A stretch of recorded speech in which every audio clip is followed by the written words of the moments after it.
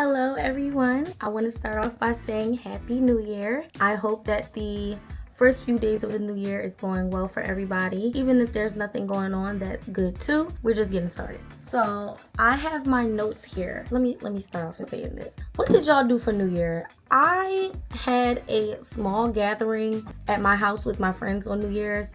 And I planned on, the initial plan was for me to go to DC, get a room downtown, do a staycation type of thing, go somewhere. That was the plan. My friends didn't have any plans until literally the day before. So we just ended up coming up with a small gathering at my house, which turned out very, very well. I'm going to insert a video with all of the pictures we took on a Polaroid so you guys can see how much fun we had. But it was a blast, and I am happy that it turned out that way. Into the video. It is not too late, guys. It is not too late to rewire your thinking, change some things in your life for the new year just because the new year is already here. Do not give up. It is not too late. Actually, I'm just getting started. I have a list of 5 things that will help you get started as well, just so we can continue our journey, being our better selves. We create our own timeline. Doesn't matter what anybody says. As long as you do it and get it done, who cares when it happened? My number 1, this is my notebook. Of course, I'm going to be looking through here because I took notes in here. This is the book that I'm going to be using for all of my entrepreneurial ideas. Not really much a journal or a diary for me, but for ideas. Number 1 is cleaning up your digital world. And by digital world, I mean unsubscribing from YouTube channels that you no longer use or channels that no longer resonate with you. Go through them, click on the page just so you remember who they are. And if you have the feeling, usually I'm able to just go with the feeling of whether or not this is something that I still need to have taking up space in my notifications, timeline, my recommendations. Go through your YouTube subscriptions and unsubscribe from all of the channels that you no longer make use of. Another one would be cleaning out your email. And a way to do this, if you have Gmail, preferably on a web browser, you can go into Gmail, search a name of an email where you get a lot of spam messages or coupons, things that you don't use. Search that in your Gmail search bar, and there is a option at the top where it says to click all conversations with this that contain this name. That allows you to mass delete emails. That is helpful because you don't have to go through everything and delete it. You don't have to keep clicking select. It just mass deletes the emails for you. But one thing that I can say is to beware of your order emails. If you order from places and you get the confirmation number, beware of that. That if you need to go back and look for proof of email for that thing or remind yourself of something, I don't know what it is, it's still there. So beware of that as well. Take your time when you're doing it. Scroll through it, look through it, and delete. Another one would be cleaning out your photos.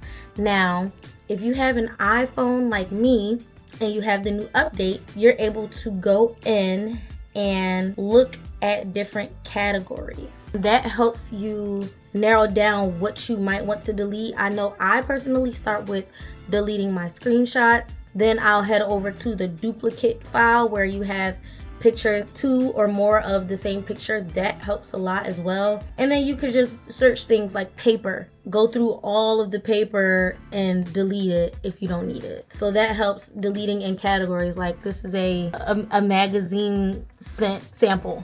So don't need that anymore. So go through that and delete. You don't have to get this all done in one day. This can be a 15-minute a day assignment. Set a timer on your phone. I'm going to sit here and I'm going to do this for 15 minutes, no distractions. And once that 15 minutes is up, that 15 minutes is up. Nothing more, nothing less. 15 minutes, 20 minutes, whatever you want to do, just to avoid burnout.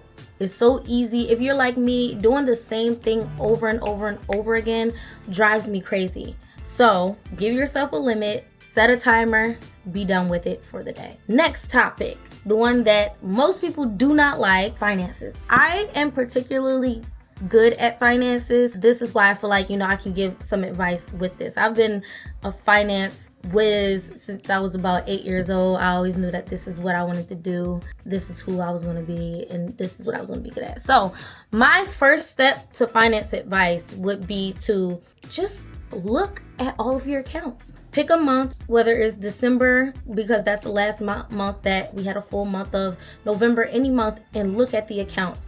Looking at the accounts, find out what bills you pay. When I say accounts, I mean your PayPal, your Venmo, your Cash App, your Robinhood if you have stocks, your bank account, your savings account. Look at all your Apple Pay.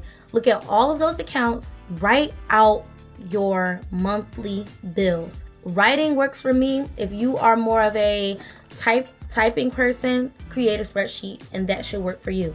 So the categories I like to have is the monthly bill, the date that is due, the cost of the bill, and which account it is coming from. Because if you're like me, then you have multiple accounts, and I do that to hide money from me sometimes, because if it's in one account for me, it's not going to work.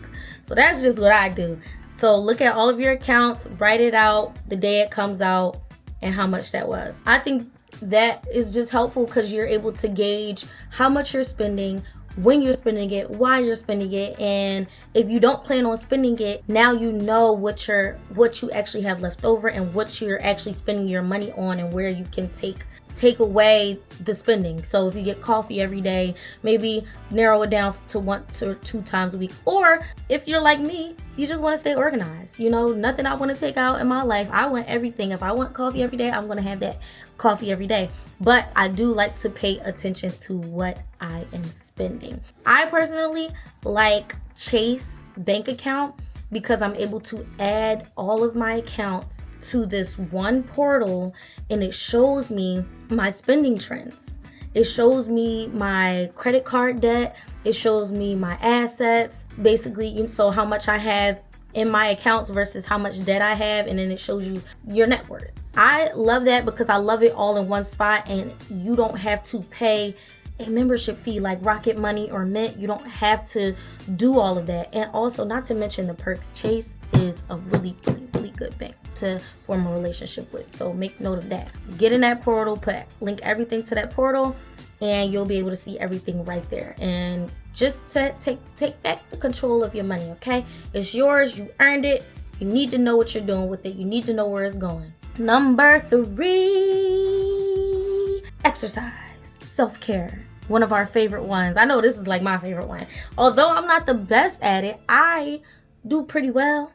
And I'm going to give you some examples of what I mean when I say exercise and self-care. Start small, y'all. Start small. And when I say small, I mean small.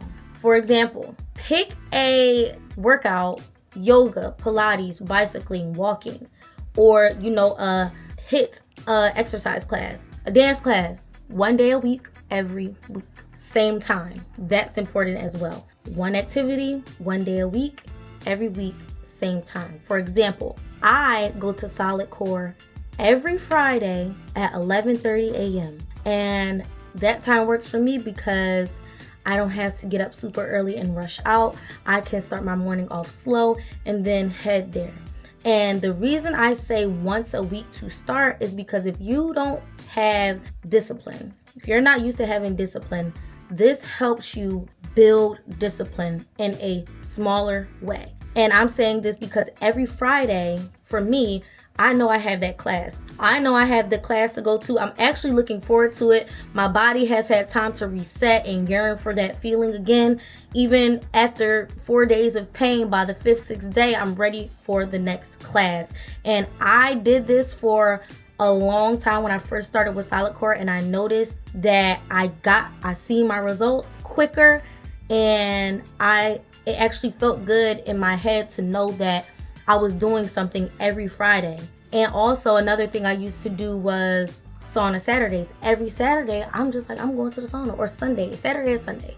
I know it was an S day because that's besides the point. Sauna Saturdays. That is fun as well. So just do something like that for self-care or exercise once a week, every week at the same time. And remember that this is something that is important to you. So don't let anyone or anything get in between what you have to do. And I'm saying that because I remember having an incident where I was supposed to start coming in to work on Fridays. I'm not sure of what the reason was, but I had to stand firm on my decision to not, because I go to solid core on Fridays. I'm not sure how important that is to you, but it really doesn't matter to me, because this is something that is important to me, and this is something I need to keep myself grounded and focused so that I can come in here with a good attitude, the good attitude that y'all like and the smile that y'all like. So I'm going to stand firm on what I feel like is important to me, not what you think should be important to me. So remember that. The fourth one is going to be a social media detox limit. And we don't go cold turkey over here. So let me put that out there. We do not go cold turkey over here because it's not healthy. So with the limit, I would say to start off, what I did was put a 2-hour limit on social media apps.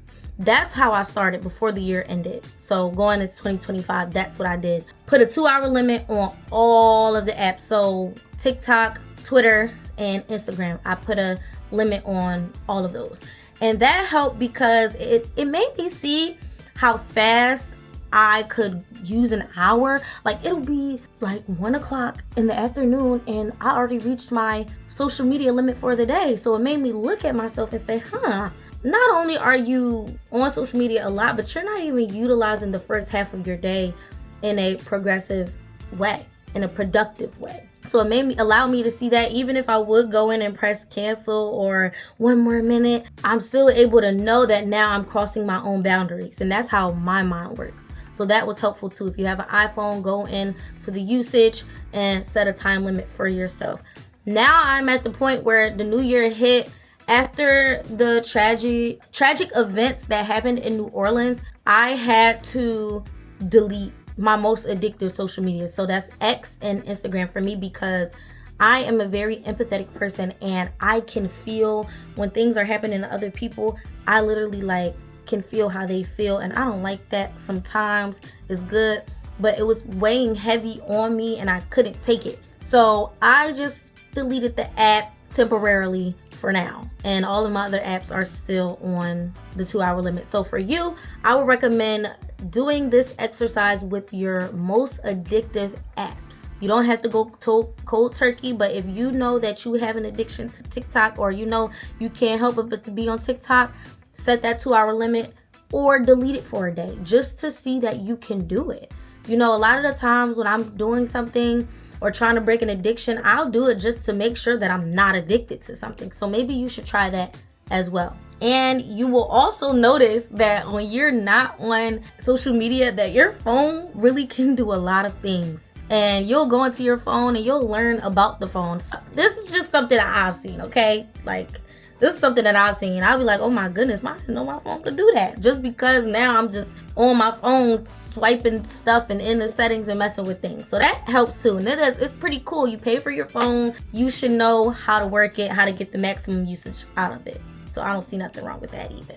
Last but not least, we have trying something new or finishing what you started already. And I'm saying this as a hobby or something you wanted to learn, something you want to challenge yourself with. So whether that's an instrument, crocheting, like for me, it could be cooking, it can be learning a new language. That's what I want to do. And these things don't have to be you doing it every day. And when I say that, this is what I mean. If you are wanting to learn how to cook better, you can cook one day. The next day you could be watching cooking tutorials for 20 minutes. However your time limit is. For 20 minutes, you could be looking at the grocery list and ordering what you're going to cook for the next day. You could be reading a cookbook for 20 minutes. It doesn't have to be the same exact thing. And the reason I say that is because, like I said before, once I start to do the same thing over and over again, my brain can't take it. So, and I personally don't like repetitiveness, which is why maybe discipline is kind of a challenge for me because I don't like to do the same thing every day. So in this instance, you're still doing the same thing every day. You're still working towards your goals, but you're on a different subject of that goal. So it's like learning how to do math, but one day you're doing algebra, one day you're doing formulas, one day you're doing fractions. If you want to cook, do something like that. Duolingo for languages, that one's easy, honestly. You could do the same thing every day. Just get on there for 15 minutes. Maybe one day you're doing the nonverbal prompts, and then one day you're doing the verbal prompts, or one day you're actually having a conversation with somebody, or one day you're actually meeting somebody who does speak that language and practicing with them. That could work as well, or practicing with a friend. It doesn't have to be quite the same thing every day.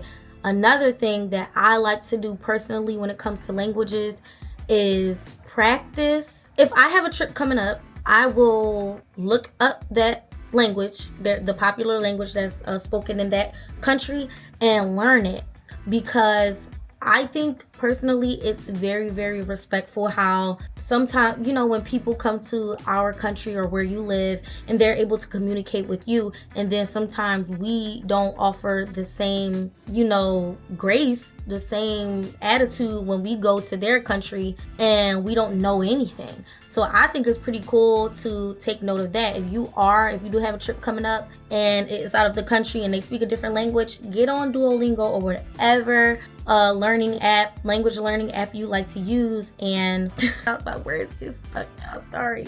And learn a few phrases. Practice for a couple of days just to show that you're grateful to be there. I think that is really, really cool. It's nice, it's respectful, it's considerate. And that can also just help you develop a new skill, one that you didn't really think that you needed. And to be honest, y'all, we are smarter than we think. And if we're not using our brains, then we're just letting it go to waste.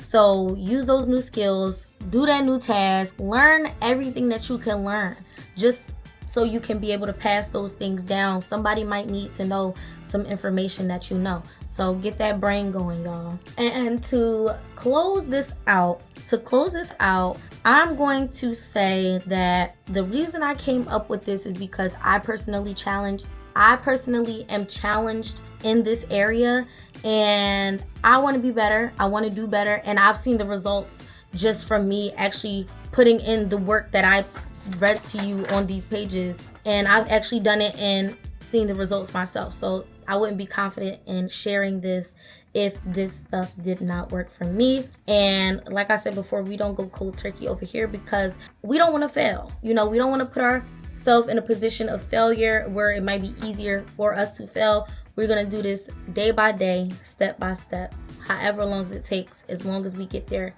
we're going to get there. And at the end of all of this, remember to have fun. Make it fun. If it's not fun, what's the point? Honestly, I don't see the point of any of this. If it's not going to be fun, I don't see the point. But again, this is my 2025 reset because it is not too late. Thank you for listening, and I will see y'all on the next video.